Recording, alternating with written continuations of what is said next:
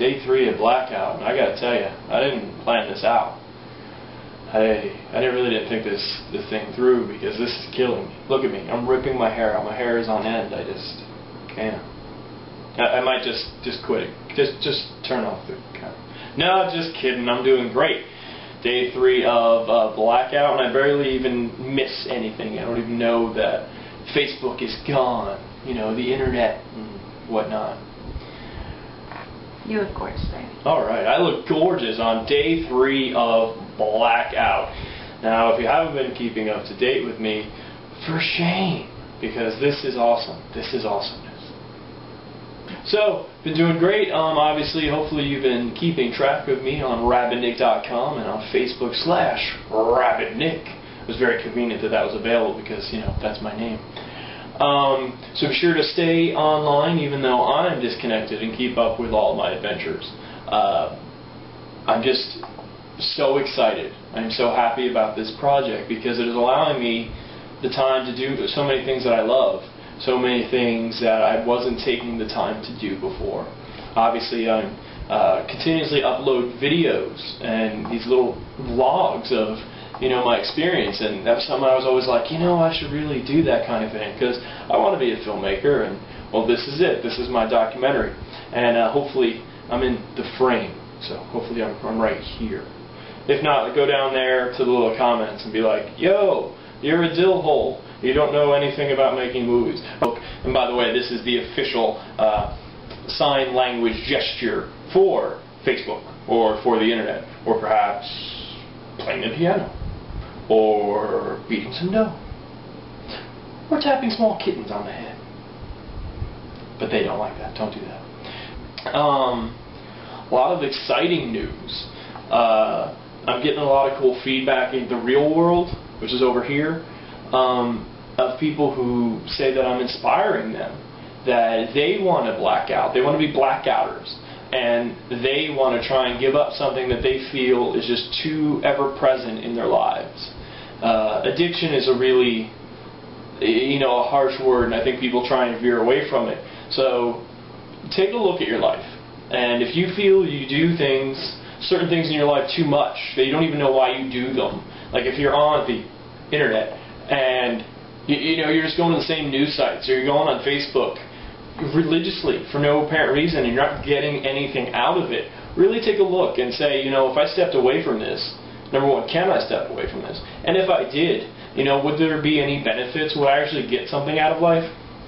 One of the coolest side effects when thinking about that in this little progress, this experiment that I'm making is I got interviewed for the Blackout project on Joe Barty's Real Projections, on Creative Loafing's Real Projections at cltampa.com. And he was asking me questions about what I was doing, and everyone on the panel got so excited because I am disconnected from the internet and I'm not getting all the news that I usually do. And apparently there was some big Star Wars news that had broke that I didn't know anything about. So they got to be the first ones to break it to me right there in person. And that's something that we miss in this world because we are so connected. We know everything at every minute of every day. And the second it goes down, we know it. So if one of my friends would normally come to me, hey, did you hear that, you know, blah, blah, blah, did blah, blah, blah? And I'm like, of course I know blah, blah, blah. Duh, everyone knew the blah, blah, blah. Because, you know, you're so wrapped up into it.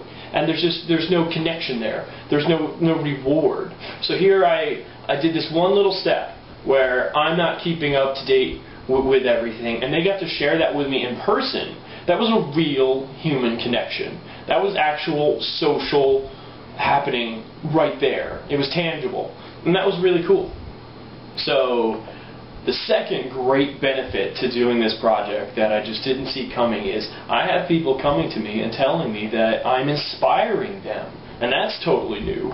Like I don't think I've ever, I don't know if I've ever heard that before. And that does so much for me in helping me as a person and helping me with this project.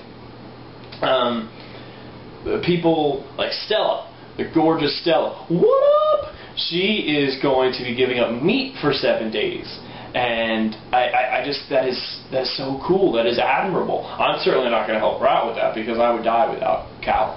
But I think that's so cool that she is seeing something in me, and she's going out to try and improve her life. And my boy, the Hop, he is obviously a writer like myself, and I know he is taking time to try and black out himself and do a lot of writing, getting stuff done. We do a lot of, hey, we should do this one day, hey, we should do that, and we just stay here. We never go here. We just stay. And I think that's the really cool thing about this project.